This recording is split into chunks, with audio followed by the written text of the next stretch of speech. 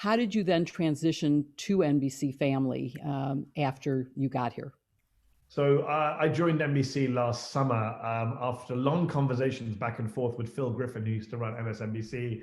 And Phil had enjoyed the Eric Prince interview and was, I think it's fair to say, was kind of working out how he could incorporate me into what MSNBC and its offshoots do. And there was a kind of, my style is very different to the average American news anchor or the average American interviewers.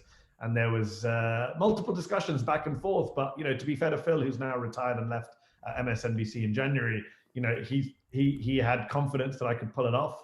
And when Peacock was being launched last year, he thought about me as someone who could do, Victor, to go back to Victor's question, do a news anchor role, which was something interesting for me because I've never done that before. And my show isn't a straight news show. My nightly show, the Mehdi Hasan Show, is a news and opinion show. It's like a primetime MSNBC show. It's like a Chris Hayes show, maybe a little bit even more opinionated than Chris's show.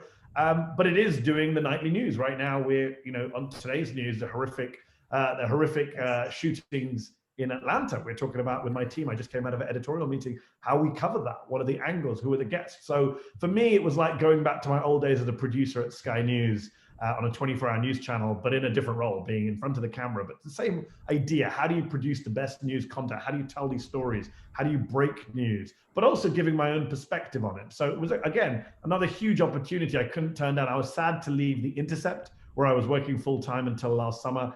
An amazing organization, groundbreaking investigative journalistic operation where I was able to basically do whatever I wanted. The freedom I had at The Intercept, media organizations tend not to offer that kind of freedom, and The Intercept did. I was able to do a podcast on anything I liked, a column on anything I liked. But so with a heavy heart, I left The Intercept only because I couldn't turn down this nightly news show, and I left Al Jazeera, which was also very sad, doing head-to-head and up front. But this Peacock show has been great. Again, it was a risk. Victor, to go back to an earlier question, in terms of career decisions, life is about taking risks. I've taken a lot of career risks in my life, quitting a highly paid job at Channel 4. I was on a kind of upward management career path to go be a journalist at the New Statesman with much, with a lower salary, no benefits, taking a big risk there, moving to America to do a show for Al Jazeera in 2015, not knowing whether Al Jazeera would work out in the US, moving countries, and now basically coming to work for Peacock, which, okay, it's NBC, but no one had ever heard of, I'd never heard of Peacock when they came and offered me the job. So, but it's been amazing. And I have no regrets whatsoever. Peacock is doing great. The number of subscribers is up. The number of people who watch the show.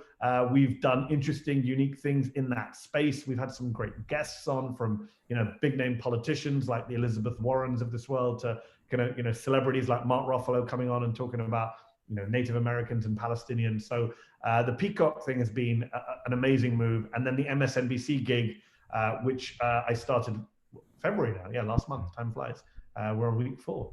Has also been something I never thought would happen because I just thought my style and my background won't gel, but clearly it has or is. Fingers crossed it stays that way.